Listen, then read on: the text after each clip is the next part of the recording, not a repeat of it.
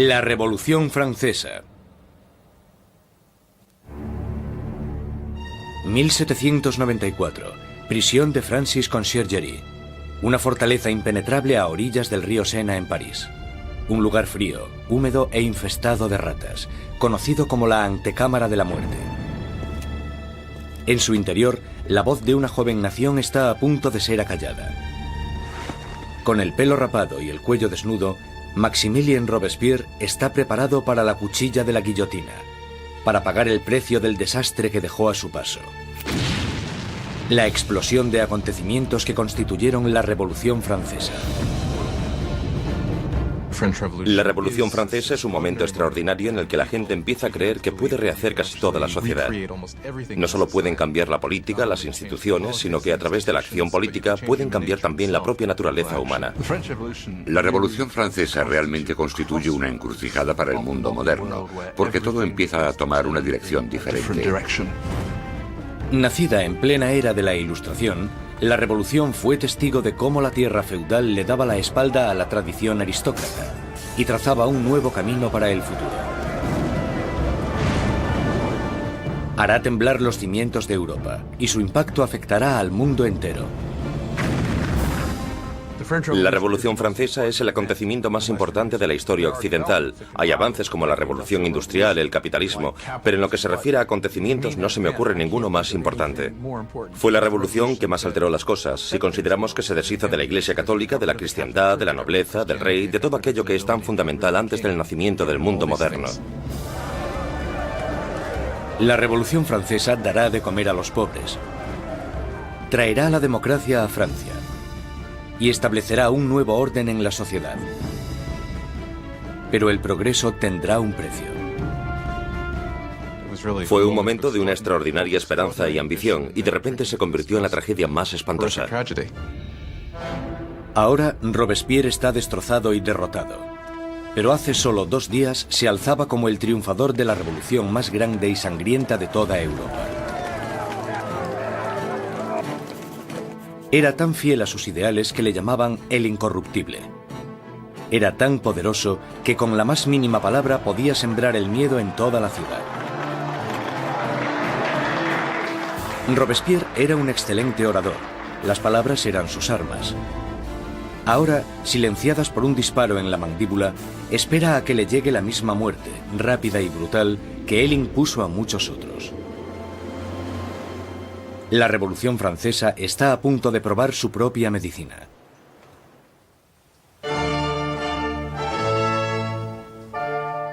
En la primavera de 1770, nadie hubiese podido prever los turbulentos acontecimientos que estaban a punto de suceder. El Palacio de Versalles se llena de distinguidos miembros de la corte real. Acabado en 1682, Versalles fue la obra maestra del rey Luis XIV. Para poner cierta distancia entre él y sus súbditos, Luis XIV se trasladó fuera de la capital de Francia, a un pequeño pueblo a 19 kilómetros al este de París, donde ordenó la construcción del palacio más grandioso de toda Europa. Durante casi 100 años ha sido la residencia de la hasta ahora inquebrantable monarquía de la nación. Y hoy es testigo de una boda muy importante. El nieto del rey Luis XIV, el príncipe Louis Capet, el siguiente en la línea sucesoria al trono, está a punto de casarse.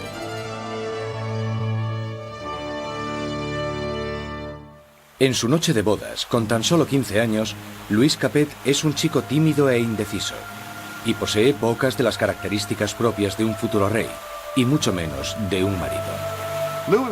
Luis era regordete, tímido, un quinceañero totalmente incompetente, con ningún tipo de distinción. La amante de Luis XVI, Madame Dubarry, le describía como un chico gordo y maleducado. Básicamente, era poca cosa. A Luis XVI le resultaba muy difícil tomar decisiones. Siempre la última persona con la que hablase podía hacerle cambiar de opinión. Estas no son las cualidades que tendría que tener un líder. El matrimonio de Luis es una unión política entre la familia real austríaca, los Habsburgos y su propia familia, los Borbones. La boda simboliza el fin de una antigua rivalidad y el principio del establecimiento de nuevos lazos regionales. La futura esposa llega a Francia. una inocente y guapa chiquilla de 14 años. María Antonieta. María Antonieta es archiduquesa de Austria. Es la hija pequeña de la emperatriz María Teresa. Llega a Francia como parte de un acuerdo matrimonial con el que se produce una alteración de las alianzas debido a que por primera vez en la historia Francia y Austria se convierten en aliados más que en enemigos. María Antonieta llega a Francia como un símbolo político, pero como a toda adolescente, no le interesan los asuntos políticos. María Antonieta llega a Versalles siendo muy joven. No sabía mucho del país en el que estaba, no conocía sus costumbres y a la corte. Era una niña fuerte, muy vivaz, pero seguía siendo una niña. Cuando María Antonieta llega a Versalles, es solo una adolescente de 14 años, rubia con los ojos azules. Es guapa. Le gusta que la gente la considere atractiva y llega con la intención de conquistar a su marido y a su nueva familia.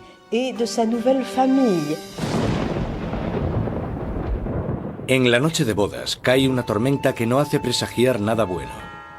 Pero en el interior, el esplendor de la ceremonia ilumina el palacio mientras los recién casados se dirigen a su habitación real. En una ceremonia que simbólicamente asegura la concepción de un heredero, los cortesanos del rey presencian el momento en que la joven pareja se mete en la cama de matrimonio por primera vez. La gente está encantada y se crean grandes expectativas. Pero una vez cerradas las cortinas, se ve claramente que no será tan fácil engendrar un heredero. Luis no solo no estaba interesado en gobernar, Luis tampoco lo estaba en amar. Y las primeras noches no le hizo mucho caso a su mujer, ni por extensión a su matrimonio. Pasarán años antes de que se produzca la consumación del matrimonio.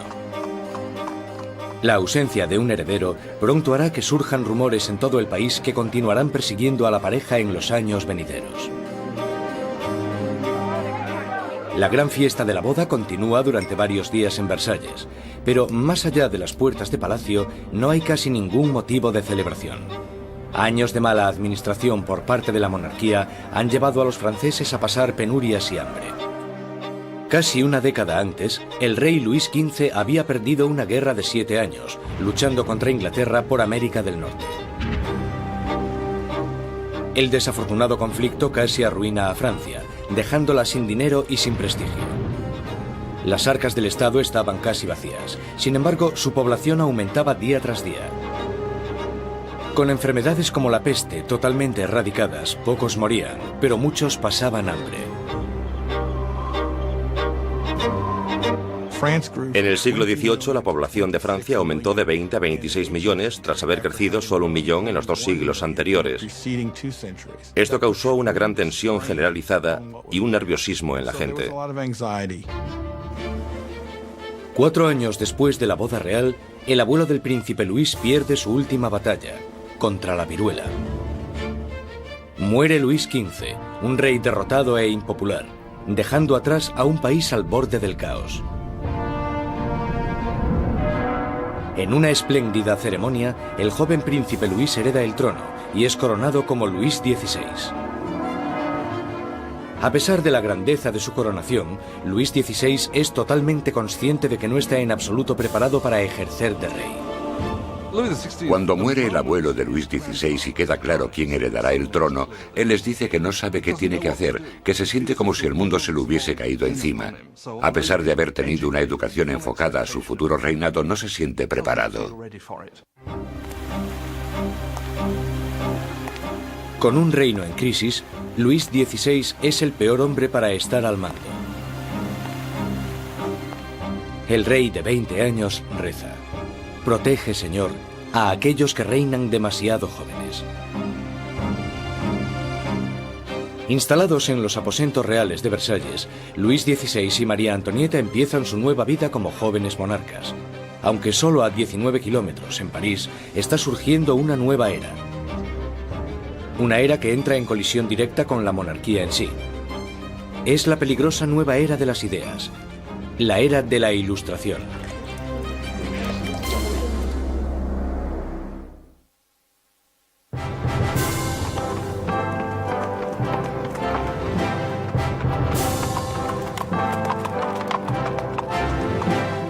Mientras el carruaje real se va acercando al prestigioso colegio Louis le Grand en París, la gente se aglomera para echar un vistazo a la realeza. Es el momento de darle la bienvenida a París al nuevo rey, Luis XVI, y a su joven esposa.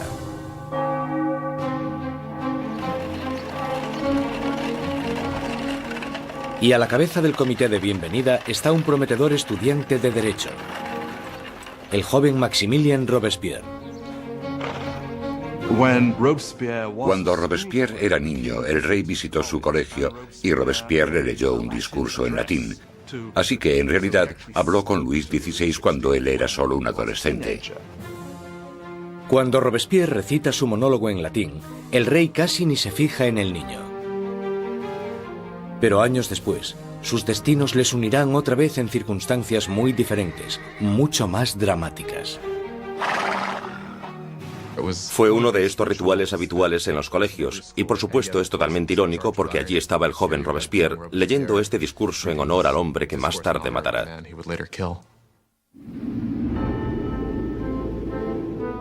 Por ahora, su acogida es cariñosa y sus halagos sinceros. La visita de los monarcas puede que ganase los corazones de la gente, pero sus mentes se están inclinando cada vez más hacia una dirección totalmente diferente. Desde la Edad Media, la sociedad europea se había dividido en tres clases distintas, establecidas en el nacimiento. Había una gran división entre la riqueza de la nobleza y el clero y la pobreza de los campesinos. Entonces, en pleno siglo XVIII, la razón y la ciencia empiezan a cuestionar esta tradición. Envuelto por una corriente de innovación y nueva literatura, París es ahora el centro filosófico del mundo.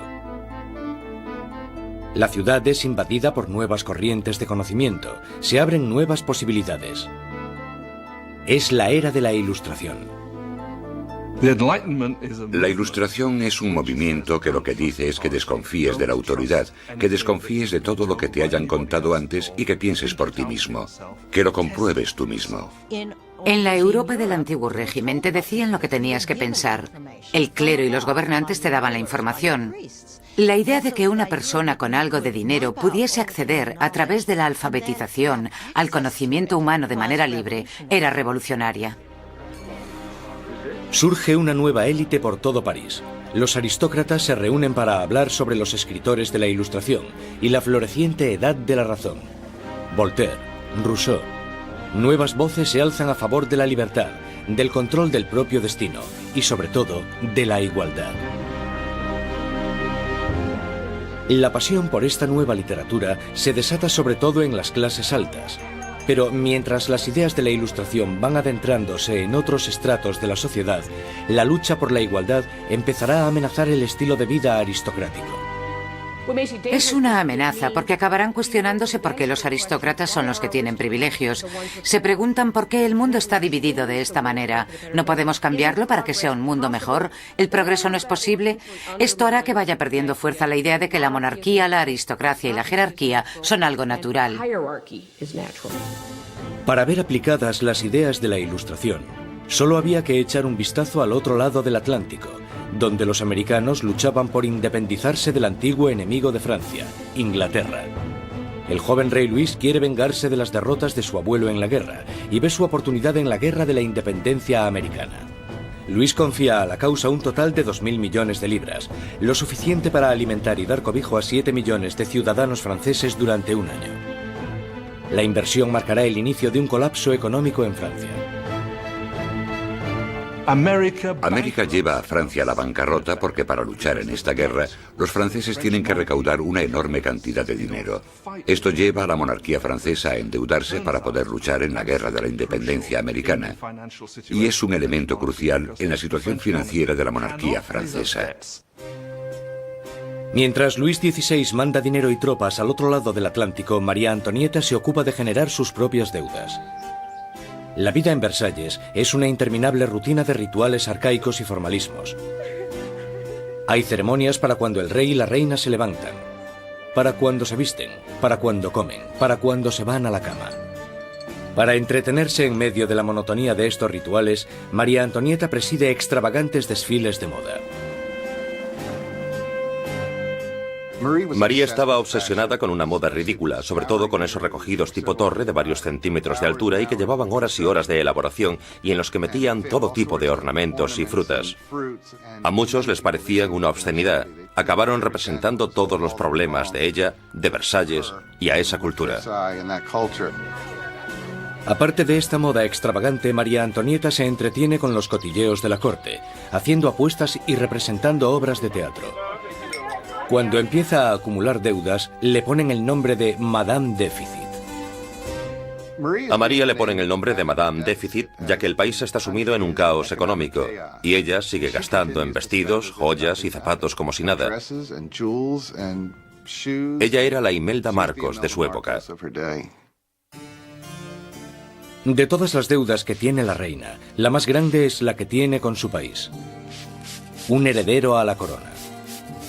En los 7 años que llevan casados, Luis XVI y María Antonieta aún no han concebido un hijo. Ella se encuentra en una situación cada vez más humillante. El trabajo de la reina es darle un heredero varón al trono francés. Y en esa época la gente la criticaba y estaba desilusionada. Decían que el rey nunca se debería haber casado con esa archiduquesa austriaca, porque ahora ni siquiera podía darle un heredero al trono. María Antonieta se encuentra en una situación desesperada. El apetito de Luis por la comida es incuestionable, pero el sexual está claro que no entra dentro del menú. María Teresa, la madre de María Antonieta, se cuestionaba: si una mujer tan guapa como mi hija no puede hacerle funcionar, ¿qué es lo que pasa?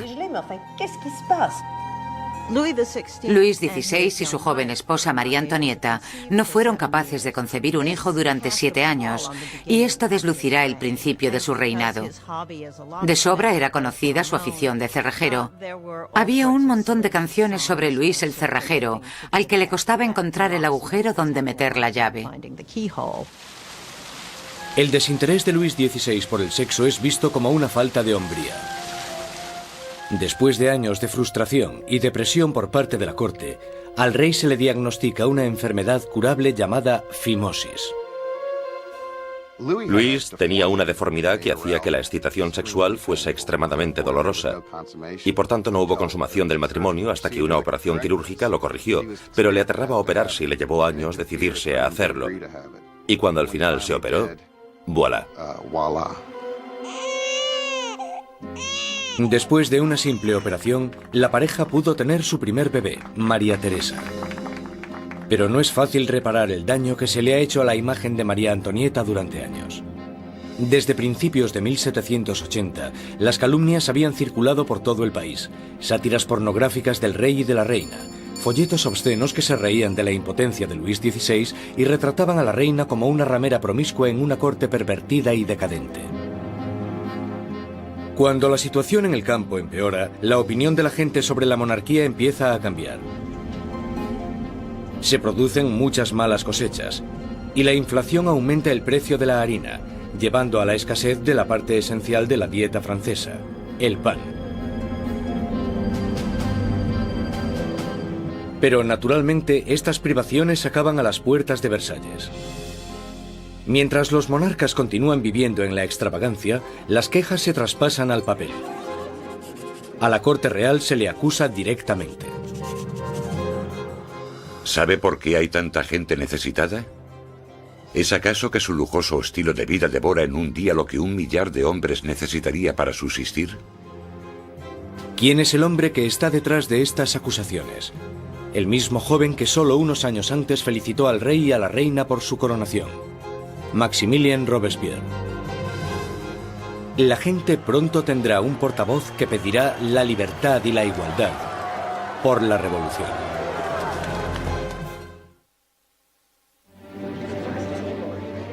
A finales del 1700, Versalles es un oasis de extravagancia, rodeado de una tierra desesperada. Y con un rey inseguro al mando, Francia está trazándose su camino al desastre. Después de 19 años de matrimonio, Luis tenía 4 hijos. Aún así, como rey sigue siendo impotente. En un intento por demostrar su liderazgo, Luis se mete a hacer reformas financieras, pero su equivocada manera de manejar las finanzas carga a los pobres con muchos impuestos, mientras la nobleza no paga casi nada. Con la economía por los suelos y la gente cada vez más inquieta, parece que incluso Dios está enfadado, golpeando a Francia con el invierno más frío de los últimos 90 años. Si alguna vez hubo intervención divina para empeorar la situación, seguro que fue en el verano de 1788 y la primavera de 1789. En el verano de 1788 había una creciente crisis política desarrollándose en un momento de seria escasez de comida. En 1788, para los franceses, la harina era la esencia de la vida. El pan, su medida de subsistencia. La mayoría de la gente en Francia comía casi 1 kilo de pan al día. El pan era esencial y su subida de precio la notó todo el mundo. Si el precio se doblaba, tenías problemas. Bajo la mala financiación de Luis XVI, el precio de la harina se disparó. Las escasas provisiones se estaban agotando y el precio de una rebanada de pan pronto igualó al sueldo de un mes. El hambre se convirtió en rabia. Surgen disturbios por toda Francia. Se atacan casas. Se roban panaderías. Y los panaderos, acusados de guardar pan, son linchados allí mismo.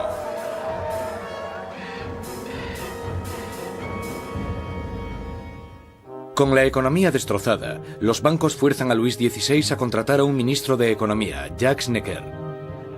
Necker, un pensador progresista, es popular entre la gente de una manera que Luis XVI solo puede envidiar.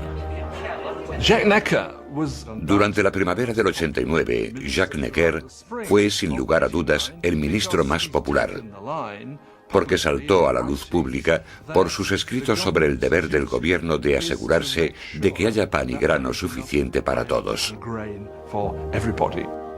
Con la nación en crisis fiscal, Necker insta a Luis XVI a convocar una reunión con el tradicional cuerpo representativo del reino, los Estados Generales. Es la primera vez en 175 años que se reúne a estos representantes. Políticamente, Francia estaba organizada en los llamados 3 estados. El primero era el del clero, el segundo el de la nobleza y el tercero el de todos los demás. Y según los cálculos contemporáneos, los primeros 2 estados los formaban el 3% de la población y el tercer estado el 97%. Mucha gente pensaba que era muy injusto que este tercer estado, que era la mayoría de la población, tuviese solo 1/3 de los diputados. Consideraban injusto que el Parlamento tuviese 3 cámaras y que las 2 cámaras, la de la nobleza y la del clero, pudieran siempre anular la votación de la plebe. 4 de mayo de 1789. Un destacado joven abogado y político llega a Versalles. Maximilien Robespierre viene a presentarse ante los Estados Generales como diputado, para ser la voz que pida justicia para la gente que él representa, el tercer estado. Robespierre era un huérfano provinciano que había destacado académicamente con la obtención de una prestigiosa beca, convirtiéndose en un orador elocuente. Un mojigato en apariencia, pero con las ideas muy claras. Cuando volvió a su casa, al pequeño pueblo de Arras, las ideas de la Ilustración que había absorbido en los salones de París tuvieron a un poderoso defensor porque se convirtió en el abogado de los oprimidos de su pueblo natal. Cuando volvió a Arras y empezó a ejercer de abogado, leyó mucho sobre la Ilustración, y cuando Robespierre ejerció de abogado en Arras, intentó utilizar esas ideas en los casos que él estaba defendiendo. Robespierre y sus compañeros pedían que la nobleza y el clero pagasen sus impuestos. Pero Luis XVI se siente cada vez más amenazado por el creciente radicalismo del tercer estado. Entonces, el 20 de junio, después de 6 semanas de estancamiento, los diputados se dan cuenta de que están siendo silenciados. El 20 de junio, cuando los diputados llegan a la reunión y encuentran las puertas cerradas, sospechan de un complot. Van a la sala, que era lo que nosotros llamamos la sala de juego de pelota, pero que en realidad era un frontón, se reúnen y juran que no dejarán de reunirse hasta que tengan una nueva constitución.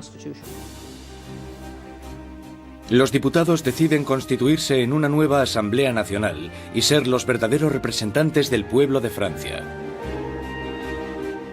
El juramento del juego de pelota es uno de estos grandes y simbólicos momentos de la historia de la Revolución Francesa. Tienes a todas estas personas reunidas en este gran espacio abierto que es la sala de juego, levantando sus brazos en una especie de saludo casi romano, y para esta Asamblea Nacional fue el momento en el que se dan cuenta de su poder y dignidad, y realmente vieron que podían derrocar al rey de Francia.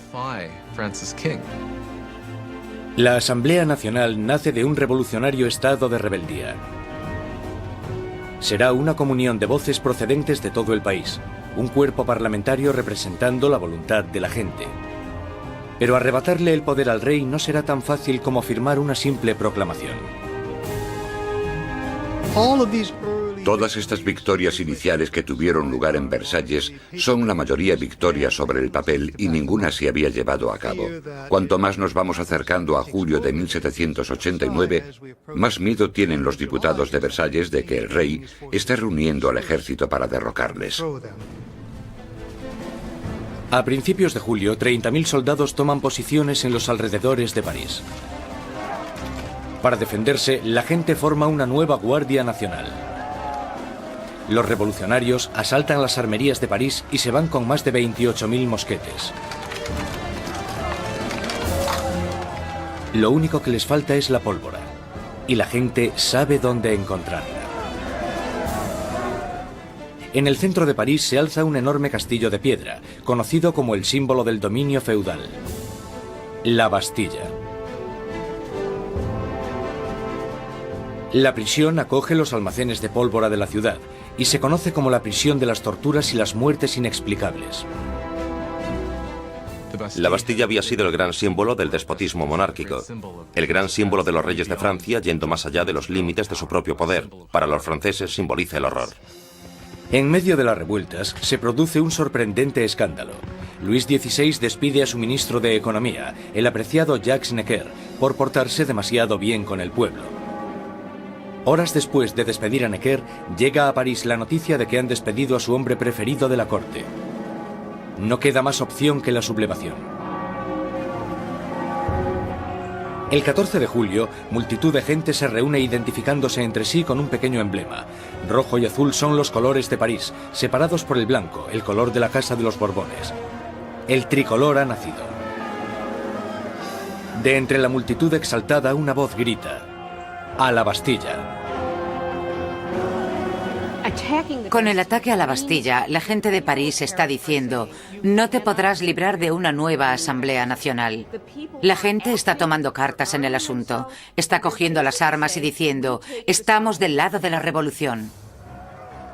Cuando el director de la Bastilla, Bernard Delaunay, se entera de que una gran multitud se está aproximando a la prisión, intenta cerrarla. Monta una defensa desesperada, pero los revolucionarios asaltan la fortaleza y arremeten contra los guardas con cuchillos y lanzas.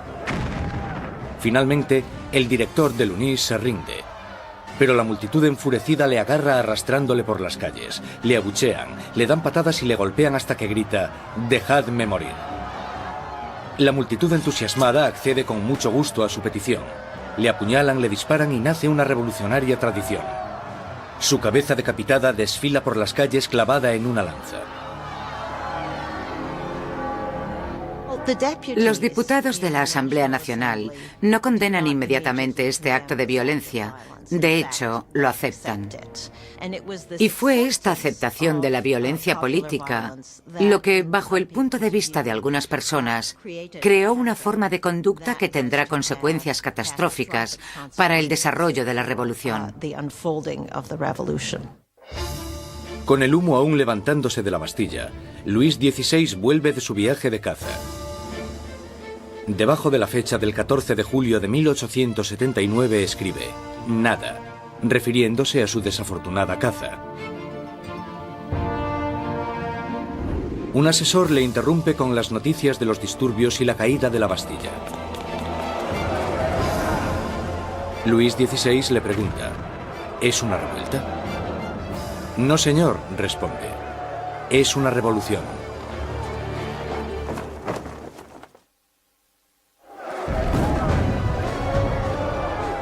La victoria en la Bastilla desata el irrefrenable torrente de la revolución. La gente ha desafiado a su rey y ha ganado. No hay vuelta atrás. Como símbolo de la derrota del feudalismo, la gente, hombres, mujeres y niños atacan y destruyen la Bastilla con sus propias manos, ladrillo feudal a ladrillo feudal.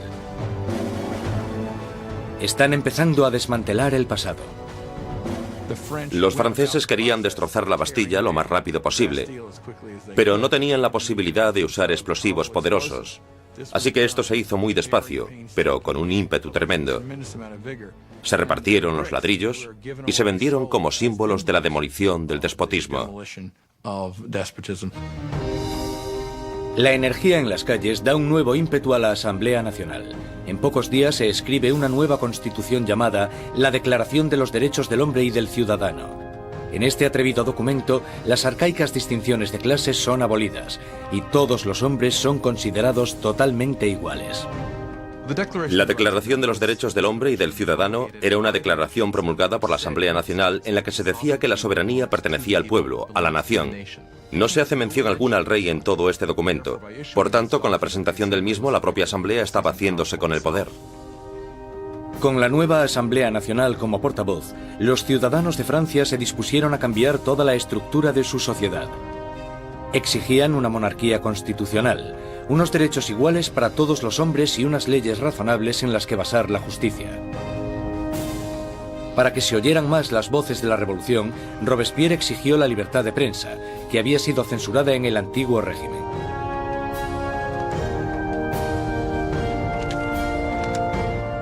Como resultado, la prensa libre la encabeza l'Ami du Peuple, el amigo de la gente. Un periódico radical lleno de sermones sarcásticos y provocadores. Es la creación de un exmédico, Jean-Paul Marat. Después de un periodo de fracasos profesionales, Marat acabó viviendo en la pobreza y durante un tiempo encontró refugio en las alcantarillas de París. Allí fue donde contrajo una dolorosa enfermedad de la piel que le obliga a pasar largo tiempo dándose baños medicinales. Un Marat amargado y fracasado encuentra en la revolución la válvula de escape perfecta para su desgracia. Jean-Paul Marat era simplemente uno de esos profesionales insatisfechos y desgraciadamente la revolución da una oportunidad a los profesionales insatisfechos.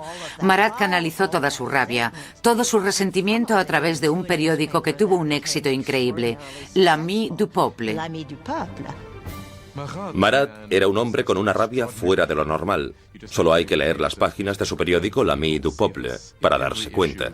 En cada publicación se puede ver la paranoia que tiene.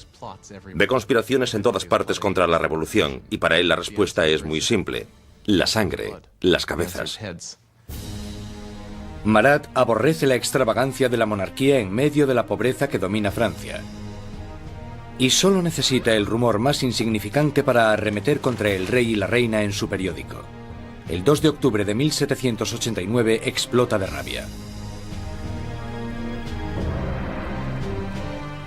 A París llega la noticia de que el rey ha celebrado una fiesta en Versalles y que en ella los decadentes monarcas habían tirado al suelo la bandera tricolor, el símbolo de la revolución, y la habían pisoteado. Marat está furioso. Escribe sobre esta difamación en su periódico, justo cuando surge una nueva amenaza. El rey ha ordenado otra vez a las tropas que tomen sus posiciones en los alrededores de París.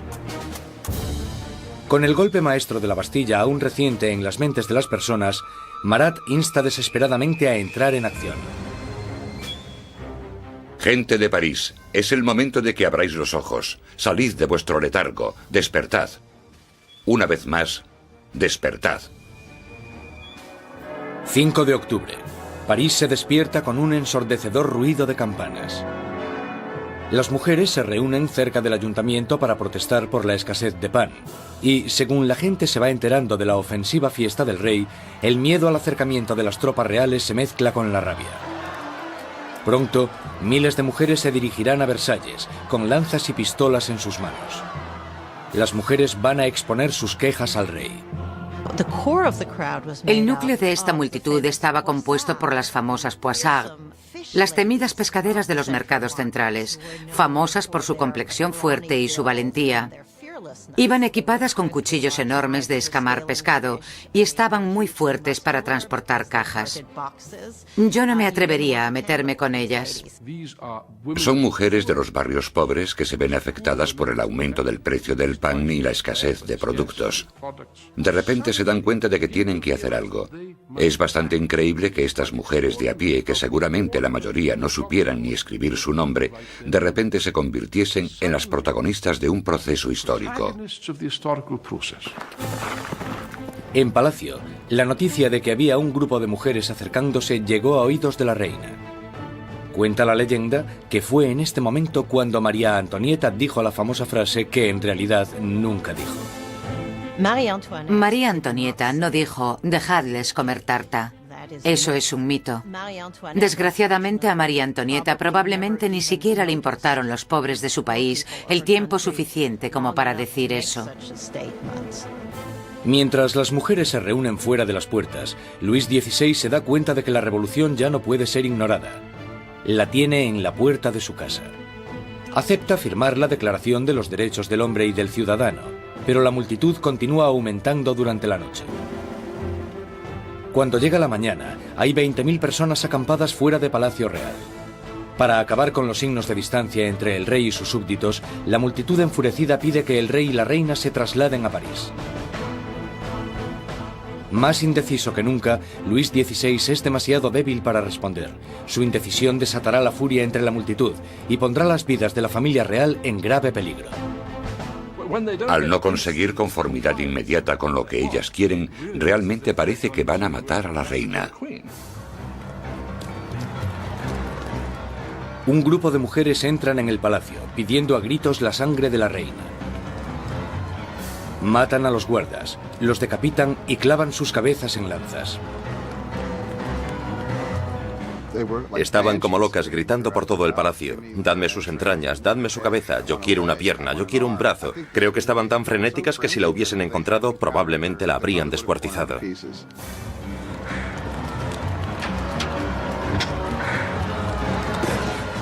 Temiendo por su vida, María escapa a los aposentos de Luis XVI solo unos minutos antes de que las mujeres entren en la habitación y hagan trizas su cama. El rey y la reina están ahora a la merced de la multitud. Y lo que la multitud quiere es un poco de atención por parte del rey. La única forma de que las mujeres se calmen es que la familia real acepte ir a París, porque creen que una vez que estén allí, entonces pueden obligarles a hacer lo que la gente de París quiera. 60.000 personas inician la marcha, llevándose de Versalles carros y carretas de harina de la despensa real. El carruaje real es escoltado todo el camino hasta París. El rey y la reina son obligados a ir a París, con las cabezas de los guardas que habían sido masacrados en el castillo. Les habían cortado las cabezas. Es realmente un acto de violencia extrema. Las cabezas se reconstruyen con maquillaje y desfilan delante del carruaje del rey y la reina. El rey y la reina hacen del Palacio de las Tullerías su nuevo hogar. Nunca volverán a ver Versalles. Una vez que la familia real se traslada a París, se convierten en prisioneros de París. Ellos lo saben y todos lo saben. Tienen grandes limitaciones de lo que pueden hacer. Son los prisioneros de la capital, de eso no hay duda. Abandonan Versalles y la asamblea se traslada a París. El poder está ahora en manos de la gente. Francia tendrá una nueva democracia, unas nuevas leyes, y una nueva e inolvidable forma de justicia hará su debut en el Estado revolucionario. La guillotina.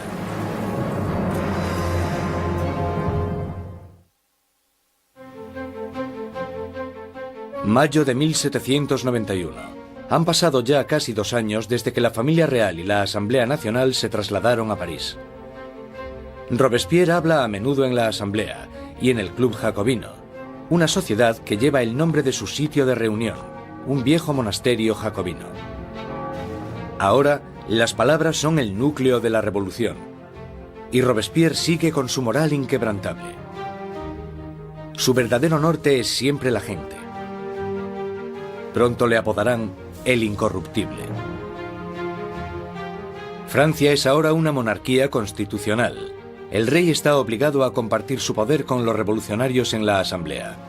Pero parece que su ración de poder se va haciendo cada vez más pequeña, y es obligado a firmar ley tras ley, disminuyendo su propio poder y el del otro régimen feudal, la Iglesia Católica. Luis decide que ha llegado el momento de escaparse de los confines de la nueva república y montar una campaña para reclamar su reinado. En 1791, Luis XVI decide que necesita volver a obtener el control de su país. Y sabe que solo puede hacer eso con la ayuda de un ejército extranjero. Así que su idea es dejar el Palacio de las Tullerías y avanzar hacia la frontera más cercana. 21 de junio de 1791. El rey y la reina se disfrazan de criados y, protegidos por la oscuridad, se escapan de París. Inician una carrera hacia la libertad. Pasada la medianoche, llegan al pequeño pueblo de Varennes, 160 kilómetros al este de París. Están cerca de la frontera con Austria. La salvación solo a unos pocos kilómetros de distancia, pero su intento de fuga no irá más allá.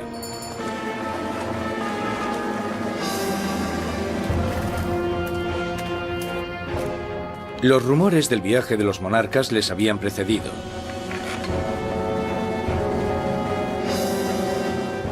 Un oficial del pueblo para el carruaje y les pide los pasaportes.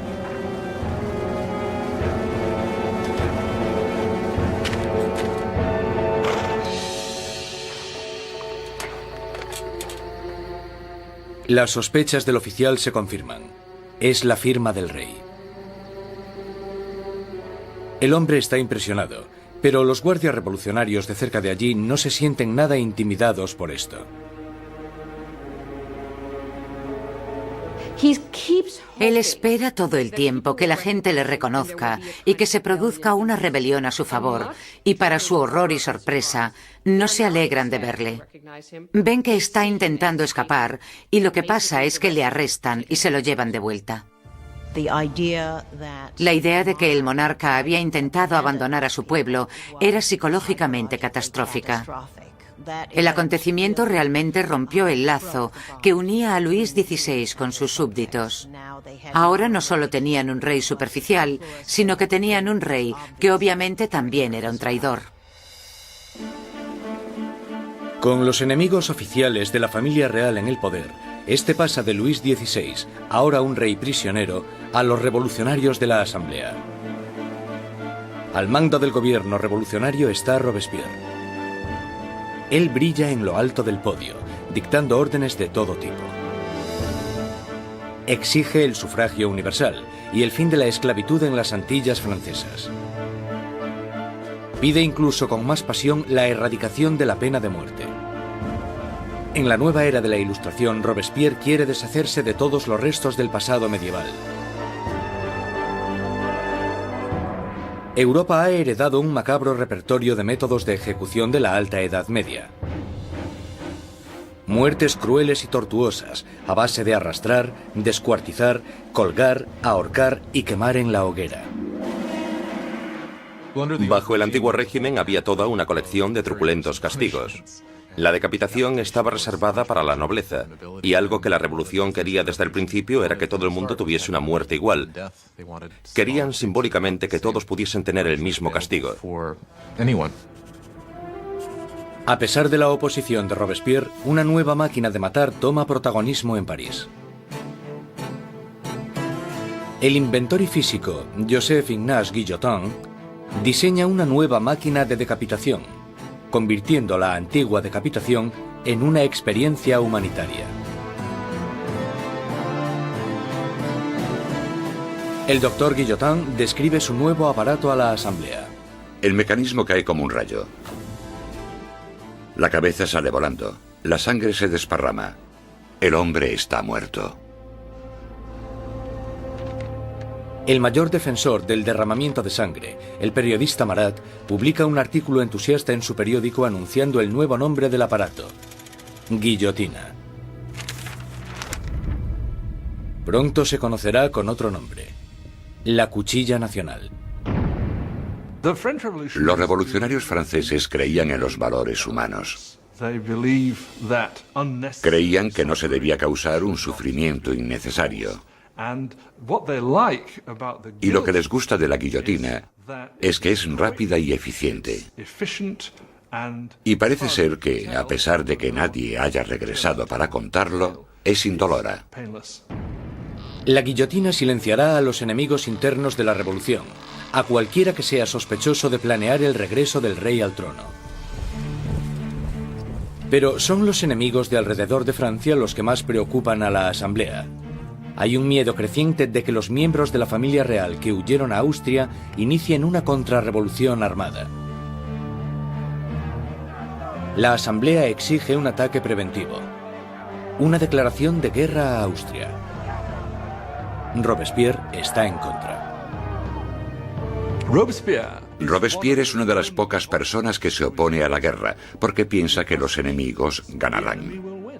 Robespierre teme que el país no esté preparado porque no tiene un ejército capaz de derrotar al enemigo, y por tanto el enemigo llegará y destruirá la revolución. Robespierre no consigue convencerlos. En abril de 1792, la Asamblea declara la guerra a Austria, el país gobernado por la propia familia de María Antonieta. Surge un sentimiento nacionalista. Si Austria derrota al ejército revolucionario, Luis XVI sin duda reclamará su trono.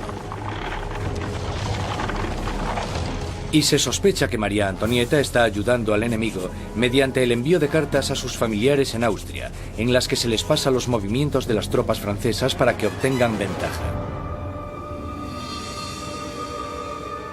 Todo esto mientras el rey y la reina simulan su apoyo a la revolución. Luis XVI y María Antonieta están jugando a dos bandos. Muchas veces simulan estar a favor de la revolución, pero a la vez conspiran contra ella. Están intentando sobrevivir.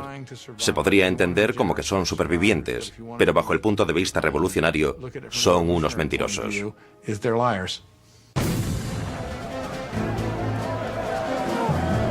Con el ejército francés sufriendo grandes pérdidas en la frontera, llega la noticia de que en París el aliado de Austria, Prusia, se ha unido a la invasión. Las tropas están bajo el mando del duque de Brunswick, un general prusiano. La tensión invade las calles de París. Y entonces los periódicos publican una carta del duque de Brunswick, un manifiesto en el que se amenaza con destruir París si se le hace daño a sus majestades el rey y la reina. Una amenaza equivocada que fracasa totalmente. 10 de agosto de 1792. 27.000 ciudadanos armados, empujados por la rabia y la indignación, se dirigen al Palacio de las Tullerías e inician un ataque salvaje contra los guardias reales. Al final mueren más de 800 hombres de ambos bandos. El rey huye y busca protección en la Asamblea, pero ya no existe la monarquía. A Luis le han quitado oficialmente su título. Ha nacido la República Francesa. La cuchilla de la guillotina es bautizada con la sangre de los restantes guardias de Luis XVI.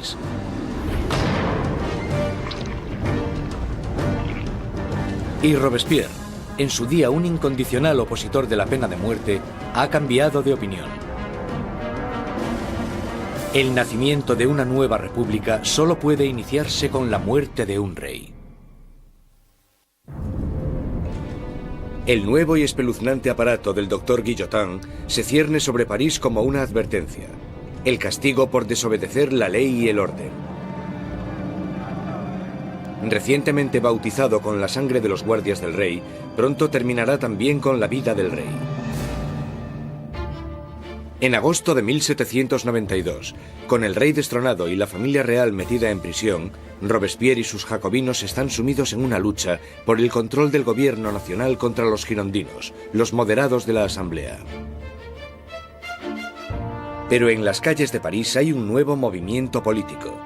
Como símbolo de su rechazo a la tradición aristocrática, los ciudadanos de a pie se niegan a llevar los calzones o culottes de los aristócratas. Se hacen llamar los sans-culottes, los sin calzones.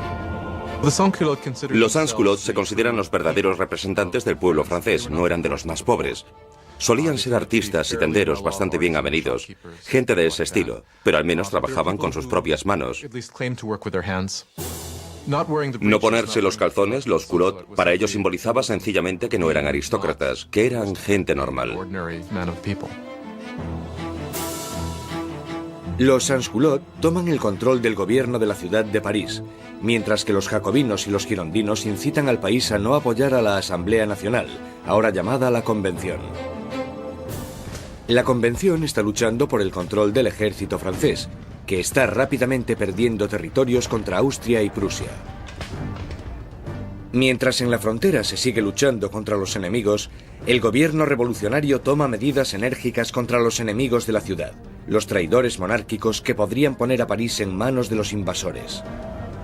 Más de 100 personas son arrestadas y metidas en prisión, curas, periodistas y hombres y mujeres de a pie. Robespierre se centra en la crisis interna, pero su amigo, el ministro de Justicia, Georges Danton, incita a todos los hombres, jóvenes y adultos a que se unan al campo de batalla. Es sociable y llamativo, todo lo que Robespierre no es. Pronto, el nombre de Danton se empieza a oír por todo París. Danton es un personaje lleno de vida, grandilocuente. Un bebedor empedernido, libertino, que a pesar de pertenecer a la clase alta, al contrario que Robespierre, es capaz de identificarse totalmente con los trabajadores, de una manera que Robespierre simplemente no puede. Según se va acercando el enemigo, la convincente retórica de Danton moviliza a la gente, haciendo que muchos se decidan a acudir al frente. Hay un momento muy famoso en el que los ejércitos austríaco y prusiano les están invadiendo, y él se pone delante de la gente y grita eso de: para vencer nos hace falta audacia, más audacia y siempre audacia. Realmente es una persona capaz de dirigir a un país en la lucha contra el invasor. Es un momento extraordinario. Al irse tantos hombres al frente a luchar, París se queda indefenso, con las cárceles llenas de prisioneros políticos. Un miedo inquietante inunda la ciudad.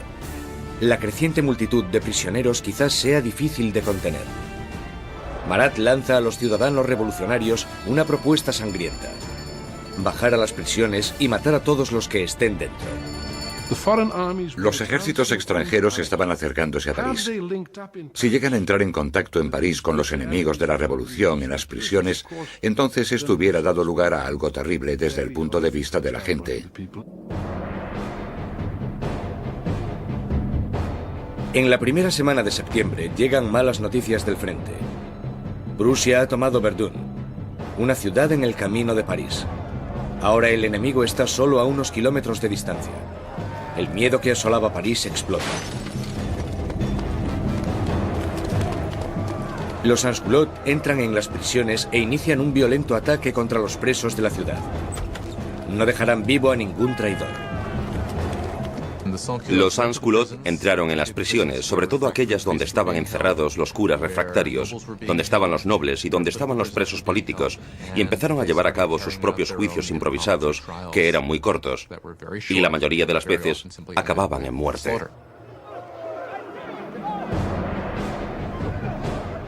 Las mujeres son violadas o mutiladas, los curas son destripados, los aristócratas descuartizados. En la primera masacre, más de 1.600 personas son asesinadas en solo unos días. Cuando la noticia de las masacres de septiembre se extiende por Europa, los enemigos de la revolución sienten repulsión.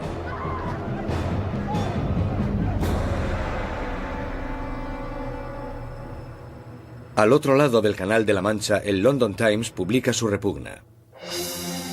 ¿Son estos los derechos de los hombres? ¿Es esta la libertad de la naturaleza humana? Los tiranos más salvajes que vagan a cuatro patas por los territorios inexplorados de África son incluso superiores a estos animales parisinos de dos patas. La revolución ha tomado un rumbo intolerable. Incluso Robespierre se da cuenta de que las cosas han ido demasiado lejos, que la gente no puede dirigir sola la revolución. Necesitan a alguien que les guíe. Una mano de hierro. Gracias al poder de sus palabras, el incorruptible salta a la palestra como el hombre que puede guiar a la revolución. Robespierre, que anteriormente había apoyado la monarquía constitucional, ahora cree que ya no hay sitio para un rey. Se toma una decisión trascendental. Francia llevará a juicio a su propio monarca.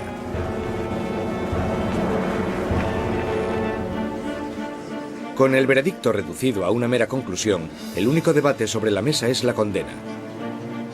Los moderados, los girondinos, piden que no se acabe con su vida, y esto les deja a un lado de la convención. A los girondinos se les planteaba una cuestión importante en lo que se refiere al rey, porque aunque ellos estaban convencidos de querer una república, no estaban tan seguros de que fuera necesario matar al rey. Los jacobinos, que querían la sangre del rey, superaban en número a los girondinos. ¿Por qué los jacobinos querían matar al rey? Yo creo que porque, como muy bien dijo Robespierre, para que la revolución pueda vivir hay que matar al rey.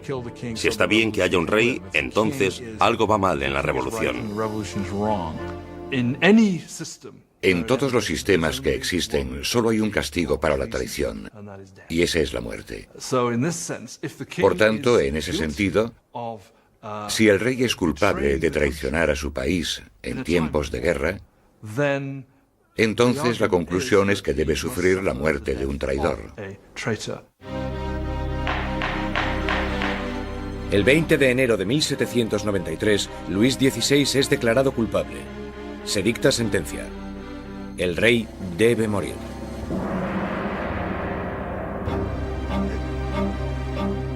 Esa noche se reúne durante un rato con su familia. Él está calmado, y entre los llantos de sus familiares les promete que volverá a la mañana siguiente para despedirse definitivamente. Pero no lo hace. No puede soportar la angustia de su familia y debe guardar fuerzas para afrontar la guillotina.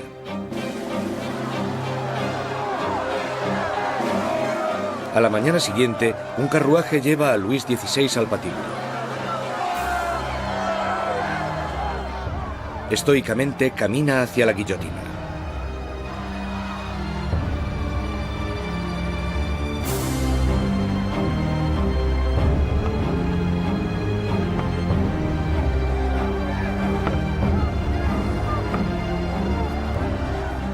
Intenta dar un discurso. Confío en que mi muerte sirva para hacer feliz a mi pueblo, pero siento pena por Francia y temo que pueda sufrir la ira del Señor. Pero los guardias silencian sus palabras con el ruido de los tambores.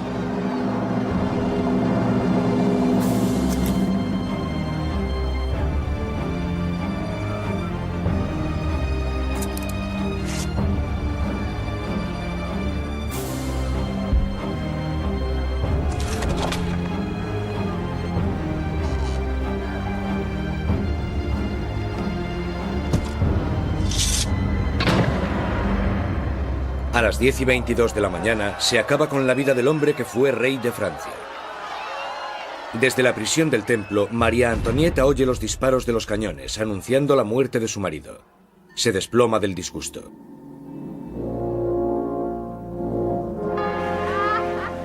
La sangre del rey es derramada. La revolución victoriosa.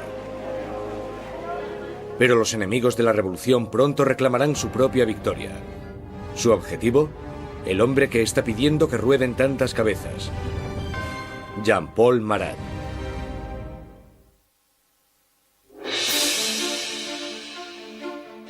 La ejecución del rey Luis XVI marca la victoria definitiva para los revolucionarios. Un momento cumbre en el que la joven nación, la República Francesa, nace literalmente de la sangre. A finales de 1792, los radicales jacobinos, por miedo a que la nueva revolución corra peligro de ser saboteada por los traidores, deciden utilizar medios cada vez más violentos. Pero los girondinos, que representan a los campesinos franceses, quieren frenar la creciente violencia por miedo a que desencadene una guerra civil. Su mayor oponente, Jean-Paul Marat, responde a los girondinos con furiosas palabras en su periódico. publicando los nombres de aquellos que él cree que están conspirando contra la revolución. Marat, que anteriormente había exigido la ejecución de 200 personas, ahora pide la de más de 200.000. Cuando observas el periodismo de Marat, te das cuenta de que tiene un principio básico que es el de ser más radical que nadie y exigir que se mate a la gente. Si observas el periodismo de Marat, todo el rato dice, con solo cortar unas cuantas cabezas todo irá bien. Y cuando las cosas no van bien, si cortas unas cuantas cabezas más, todo irá bien. De repente, los parisinos empiezan a matar a gente y Marat es el primero que quiere llevarse el mérito por eso. Pero el movimiento radical no ha llegado a todas partes. La gente de las afueras de París está furiosa con la creciente brutalidad de los jacobinos y piden que pare el derramamiento de sangre. Este mensaje llega a oídos de la encantadora Charlotte Corday, una chica provinciana sencilla pero a la vez segura de sí misma. Charlotte Corday es una mujer corriente de la ciudad de Caen que está horrorizada por las muertes que están sucediendo y quizás con razón considera que Marat es el principal responsable de todo esto. Él ha jugado un papel decisivo en el radicalismo de la revolución. La gente seguía pidiendo que rodasen cabezas. 13 de julio de 1793. Charlotte Corday llega a París. Sabe que el amigo del pueblo tiene una política de puertas abiertas y que a Marat se le puede encontrar en su casa a cualquier hora, dándose baños medicinales. Corday le visita con la excusa de que tiene una lista de traidores, de aquellos que están colaborando con los enemigos extranjeros para acabar con la revolución. Marat le pide la lista, prometiendo a Corday que los traidores serán guillotinados al día siguiente. Y cuando se la da, coge una daga, un pequeño puñal, y se lo clava en el pecho.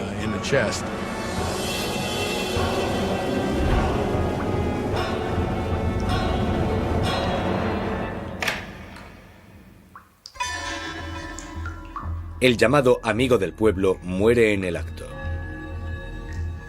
La furiosa voz de su periódico es silenciada.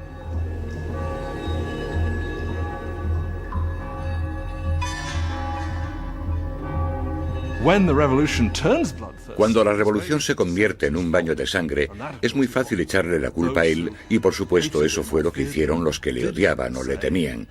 Y esa es una de las razones por las que Charlotte Corday lo asesina en 1793, porque cree que él es el responsable de muchas de las sangrientas atrocidades que han ocurrido.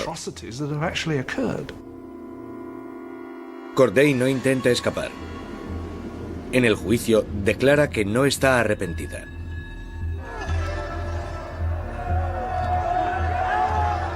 ¿Qué esperaba conseguir asesinando a Marat? La paz. Ahora que está muerto, volverá la paz a mi país. Charlotte Corday es rápidamente ejecutada y su sueño de paz muere con ella. Ha matado a Marat el hombre, pero ha creado a Marat la leyenda, y su famosa muerte es retratada por un pintor revolucionario, Jacques-Louis David. Se convirtió en un mártir. Se convirtió en algo casi como una figura religiosa. Había gente que incluso le rezaba, decían corazón de Jesús, corazón de Marat. En su funeral llegaron a hacer cosas como coger el baño donde le habían matado y ponerlo en el altar casi como si fuera una especie de crucifijo. Si te fijas en el cuadro de David de la muerte de Marat, el cuerpo de Marat está colocado exactamente igual que el cuerpo de Jesús en las representaciones clásicas de la piedad, el descenso de la cruz. Así que, claramente, se está asociando a Marat con Cristo. Y Marat representa una nueva especie de Dios en la República Radical. Robespierre está celoso de la adoración por Marat, pero él, siempre tan pragmático, dirige su atención a los asuntos más urgentes. Porque aunque Marat haya muerto, sigue habiendo otros que quieren que se derrame sangre. Sangre real. La Conciergerie, la oscura antecámara de la muerte. 8 meses después de la ejecución de su marido y apenas unos días después de la ejecución de Charlotte Corday, encierran aquí a María Antonieta, en una horrible celda totalmente sola. Una de las cosas más terribles que le suceden a María Antonieta es que después de la ejecución de Luis XVI, le quitan a sus hijos. Sus hijos eran lo más importante para ella y sabía que los revolucionarios someterían a su hijo a terribles torturas para que se olvidase de sus orígenes reales. Y parece que ella estaba en lo cierto. En tan solo un par de años, su hijo murió por causa del terrible abandono y las torturas a las que era sometido. María Antonieta, la que fuera una joven presumida, tiene ahora solo 38 años, pero la revolución la ha envejecido mucho más. María Antonieta era una mujer muy guapa, elegante, hasta que llegó la revolución. A partir de 1788 empezó a adelgazar. El pelo se le llenó de canas, dejó de ser coqueta y de ponerse guapa. Adelgazó muchísimo. El día del juicio estaba irreconocible. El 15 de octubre se celebra el juicio de María Antonieta y es acusada de traición y de dilapidar los fondos nacionales. Las pocas pruebas que se presentan son basadas en espantosos y vengativos rumores. Una acusación se añade a la lista. Es acusada de incesto con su hijo. Ante esta acusación, María Antonieta se alza para defenderse. Apelo a la conciencia y a los sentimientos de todas las madres presentes para saber si hay alguna de vosotras que no se estremezca ante la idea de semejante horror. Y en ese momento hubo un cambio de tercio porque todas las mujeres se sintieron culpables y se dieron cuenta de que habían llegado demasiado lejos con esas acusaciones. María Antonieta tiene esperanzas de que, en un momento de compasión pública, la deporten a Austria, pero sus esperanzas se echan por tierra cuando se entrega la sentencia. Correrá el mismo destino que su marido. María Antonieta estaba en cierto sentido condenada desde el principio. Era el símbolo de la alianza austríaca que había demostrado ser desastrosa para Francia. Ella era, junto con su marido, el hazmerreír de la gente debido al aparente fracaso sexual de su matrimonio. Y ella era un símbolo de la cultura monárquica en una época en la que la propia cultura monárquica era vista como algo totalmente corrupto y perjudicial para el país. Así que por todas estas razones, era odiada como ninguna otra reina había sido odiada jamás. Era vilipendiada e injuriada. Desde su celda, María Antonieta escribe una última carta despidiéndose de sus hijos y de su familia, prometiendo ser valiente. Le cortan su pelo blanco y largo para prepararle para la guillotina.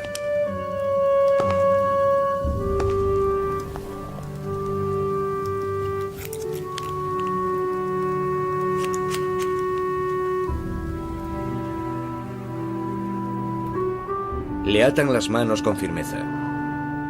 Mientras es escoltada para salir de la prisión, tiene la esperanza de que llegue un carruaje. En vez de eso, es una carreta, la carreta donde van los criminales comunes. Ella esperaba que cuando la llevasen al patíbulo recibiría el mismo tratamiento que recibió el rey, lo que suponía subir en un carruaje cerrado para que la multitud no pudiese llegar hasta ella. Pero la pusieron en una carreta abierta y la gente le gritaba todo tipo de cosas horribles, terribles amenazas. Apenas la sombra de la soberana que fue, María Antonieta mantiene su dignidad de reina mientras desfila por las calles de París.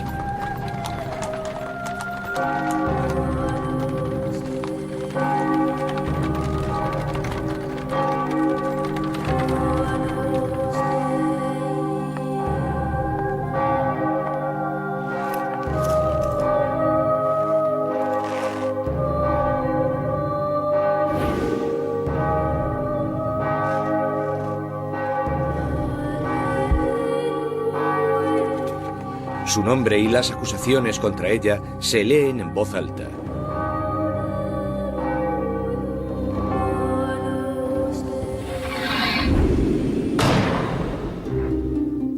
La última reina de Francia ha muerto.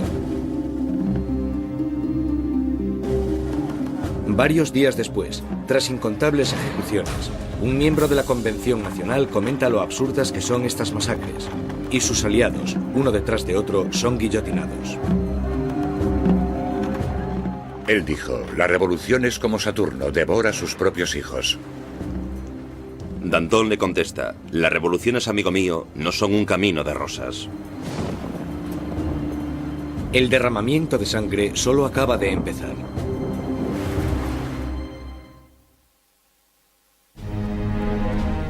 Septiembre de 1793. 4 años de revolución y Francia está siendo totalmente destrozada. En las provincias se producen violentas insurrecciones. Y en la guerra contra Europa están perdiendo a muchos hombres. Tras sufrir una terrible derrota, los británicos toman la ciudad costera de Toulon. Europa está minando cada vez más las fronteras francesas. Francia es el país más grande y más poblado de Europa Occidental y tiene un gran poder militar. Y claro, cuando empezó la revolución, un montón de sus tradicionales enemigos y también un montón de sus tradicionales aliados pensaron: sí, esta es nuestra oportunidad, no para hacerse con algún territorio de Francia, sino para enriquecerse a su costa y debilitarla, para siempre. Francia está aislada de toda Europa. Gran Bretaña la está bloqueando y Austria y Prusia están atacándola e invadiéndola. La gente de París tiene miedo de que la victoria de la contrarrevolución dé lugar a un baño de sangre. Danton y Robespierre, los mejores oradores de la convención, se dan cuenta de que para poder salvar la revolución tienen que atacar. Convencen a sus compañeros para establecer una nueva y amenazadora ley marcial. Es hora de que todos los franceses disfruten de una igualdad sagrada. Es el momento de imponer esta igualdad mediante leyes que hagan justicia contra los traidores y conspiradores. Haced que el terror esté a la orden del día. Esto inicia un nuevo capítulo en la revolución. Un periodo de represión violenta llamado el terror. En un increíble cambio de tercio, los revolucionarios suspenden la nueva constitución y todos los derechos que garantizaba. Se colocan policías de paisano por todo el país. Cualquier persona sospechosa de realizar actividades contrarrevolucionarias es perseguida, sometida a un juicio rápido y mandada a la guillotina. El reino del terror fue concebido como un gobierno de emergencia. Lo que ellos entendían como terror se basaba en sembrar el terror en los corazones de los enemigos de la República. Por lo tanto, digamos que o estaban muertos de miedo o eran arrestados y liquidados.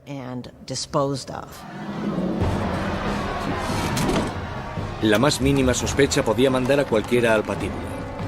Políticos que hablasen bien de la difunta monarquía, cualquiera que utilizase el antiguo monsieur o madame en vez del nuevo vocablo, ciudadanos. El miedo llena el aire. Los vecinos denuncian a sus vecinos. El incesante movimiento de las carretas de la muerte resuena en todas las calles de París. La gente está totalmente pendiente de las ejecuciones.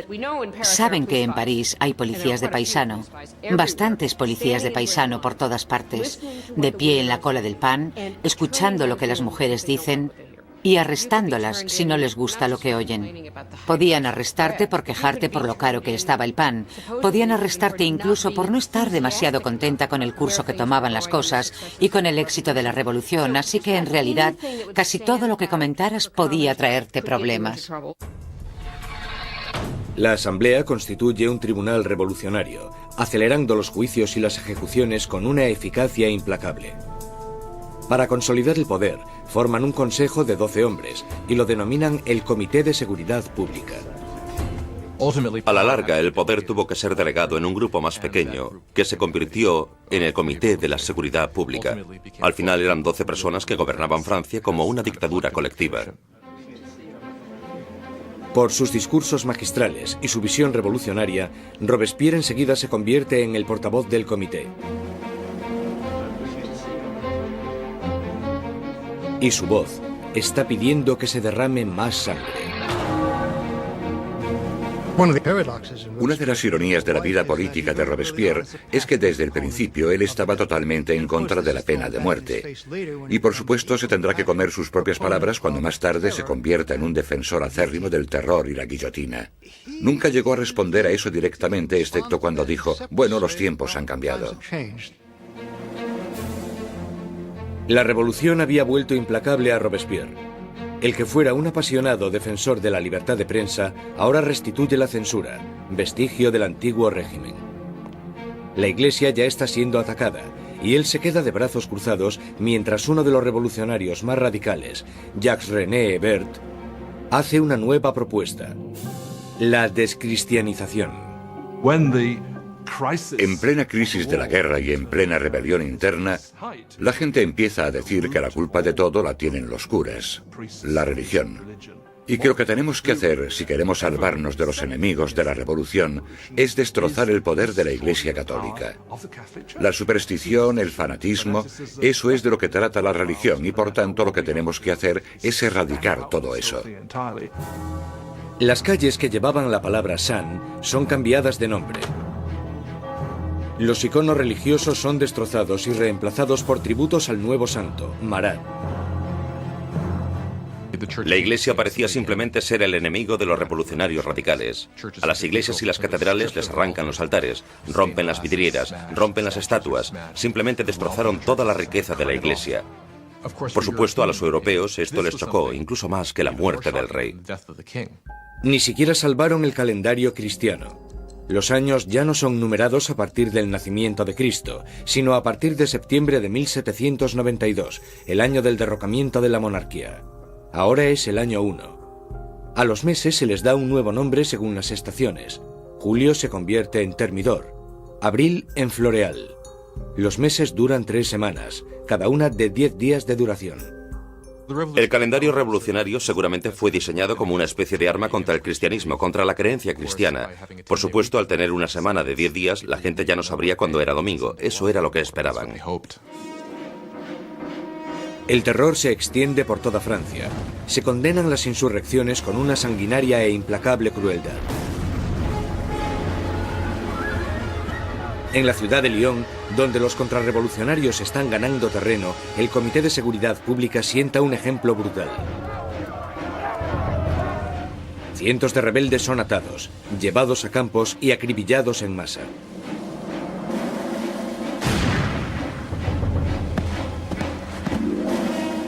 Una región llamada la Vendée, al oeste de Francia, también se ha convertido en bastión de la contrarrevolución. Barcas llenas de rebeldes y curas atados entre sí son hundidas sin piedad. Más de 100.000 personas son asesinadas solo en la zona de la Vendée. En París, la hoja de la cuchilla cae a un ritmo aún más frenético.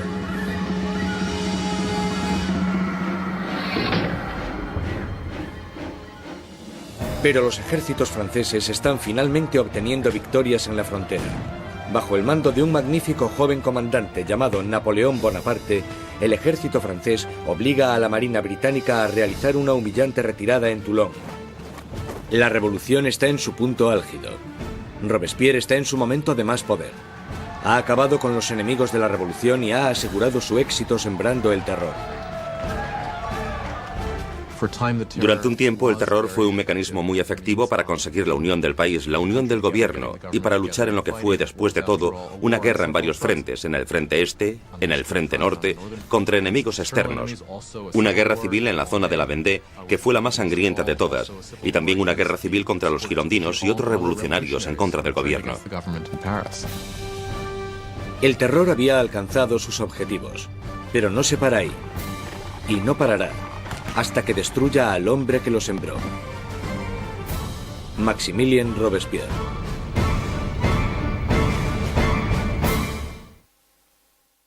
Con la sangre del terror, Maximilien Robespierre ha rescatado a la revolución. Un enérgico ejército está defendiéndose contra los ataques en la frontera, pero las dificultades internas aún no se han sofocado. En la cima del éxito, Robespierre sueña con un reto aún más grande: sembrar más terror para crear un nuevo tipo de sociedad. La República de la Virtud. Con virtud se refiere a la virtud cívica. Es un principio fundamental para Robespierre. Por ejemplo, no puedes ser un ciudadano virtuoso con simplemente obedecer la ley.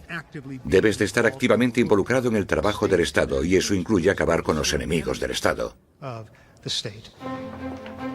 El 5 de febrero de 1794, Robespierre da un discurso destacando su filosofía.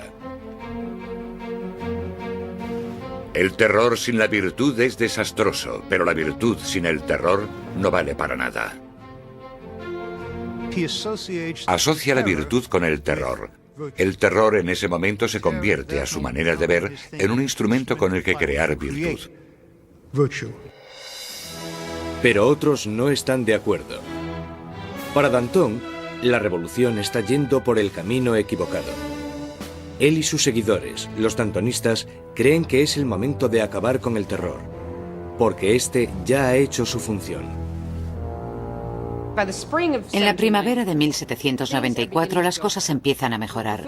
Ya no hay tantos problemas con la comida, la campaña de guerra está yendo mejor y Danton está diciendo básicamente que necesitan establecer una nueva base de gobierno, moverse hacia la normalización. Robespierre piensa que es demasiado pronto. Danton empieza organizando un grupo para debatir cómo acabar con el terror. Robespierre lo interpreta como una amenaza directa al gobierno. No lo ve como una simple diferencia de opinión sobre la dirección que debe tomar la política, lo ve como una traición. Y en la República de la Virtud de Robespierre, solo hay una respuesta a la traición. Los dantonistas son perseguidos y enseguida sentenciados a muerte. Robespierre ha mandado a cientos al patíbulo, pero estas ejecuciones le ponen nervioso. No acudirá a la decapitación de sus antiguos amigos y aliados. Mientras sube las escaleras de la guillotina, Danton grita: De lo único que me arrepiento es de irme antes que esa rata de Robespierre.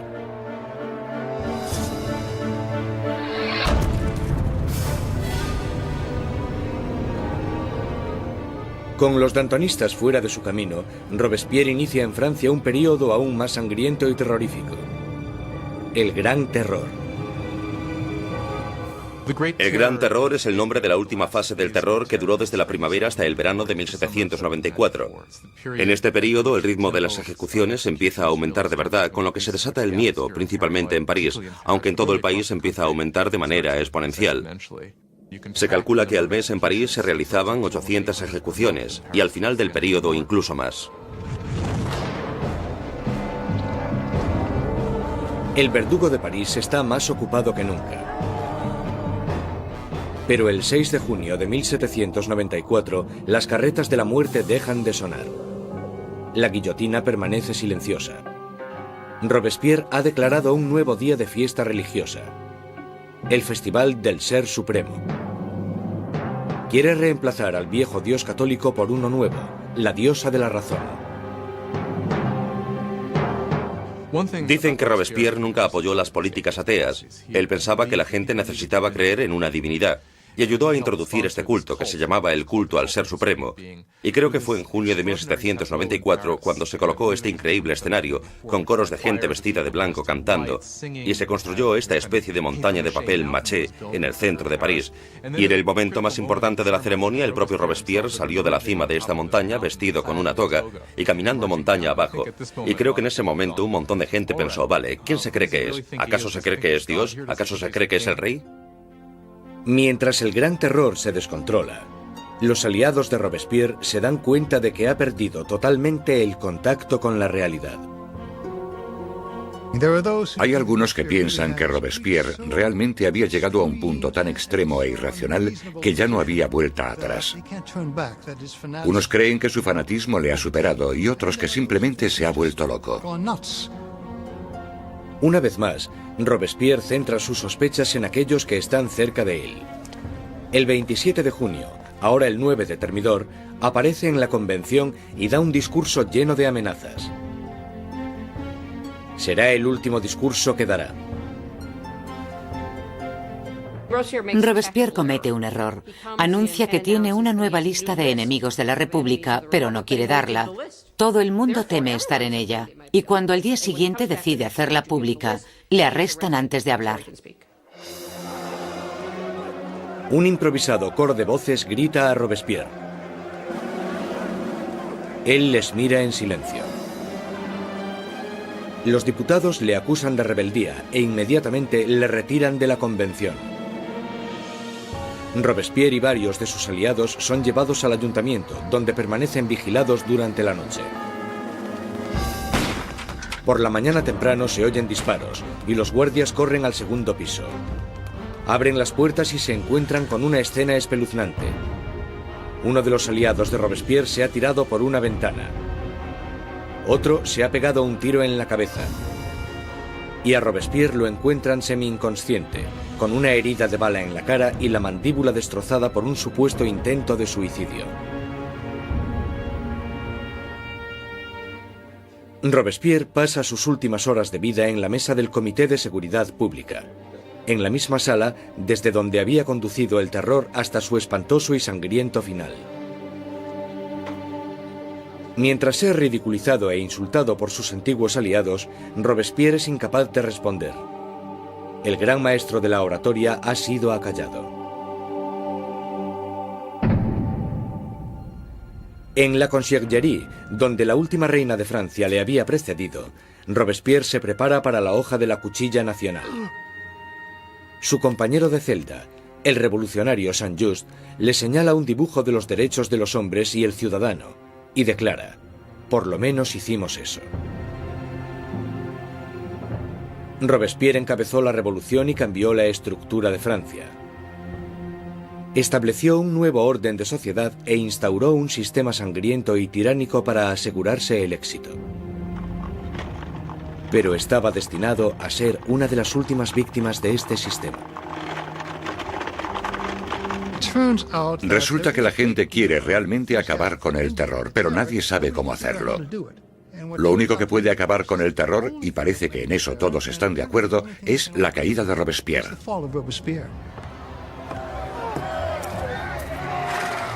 El 27 de julio de 1794, la guillotina acaba con el incorruptible. Y la última sangre del terror es derramada. El terror muere con Robespierre, pero la revolución no. Los derechos del hombre, la democracia, la nueva república. Los logros de la revolución sobrevivirán más que cualquiera de los propios revolucionarios. Francia entrará en un periodo de incertidumbre, paralizada por el miedo a otro terror, o incluso algo peor: la vuelta a la pasada monarquía opresiva. Pasarán 5 años de estancamiento, hasta que, una vez más, el poder se consolide en manos de un único hombre, Napoleón Bonaparte. Los historiadores no se ponen de acuerdo sobre cuándo terminó la revolución. Algunos creen que terminó con la subida al poder de Napoleón. Otros mantienen que la revolución continuó hasta el siglo XIX e incluso más allá. La Revolución Francesa es un momento en el que la gente toma por primera vez las riendas de su propio destino. La idea de que los súbditos de la monarquía más antigua, más prestigiosa y más poderosa de Europa pudiesen reescribir su historia fue algo que tuvo una resonancia increíble. La revolución destruyó la antigua Europa feudal y cambió para siempre el curso de la civilización occidental. Con la Revolución Francesa surgen muchas preguntas. ¿Cuánta violencia está justificada para conseguir una sociedad mejor? ¿Tiene la gente derecho a acabar con lo que consideran un sistema injusto para reemplazarlo por lo que están convencidos en sus corazones de que es un sistema más justo? ¿Cuánta violencia está justificada para poder llevarlo a cabo? Aún hoy en día nos preguntamos todo esto. Cuando Robespierre y sus aliados estaban ocupados conduciendo a su país hacia el futuro, muchos de ellos se debieron haber preguntado cuál sería el resultado final. Más de 200 años después del nacimiento de la República Francesa, el fantasma de Robespierre está aún presente en las revoluciones. Desde Rusia hasta Vietnam, desde China a América Latina. Los experimentos franceses con la democracia han inspirado los modelos de todo el mundo. Sea donde sea que haya una tiranía, el grito pidiendo justicia perdurará para siempre. Libertad, igualdad, fraternidad. Por la revolución.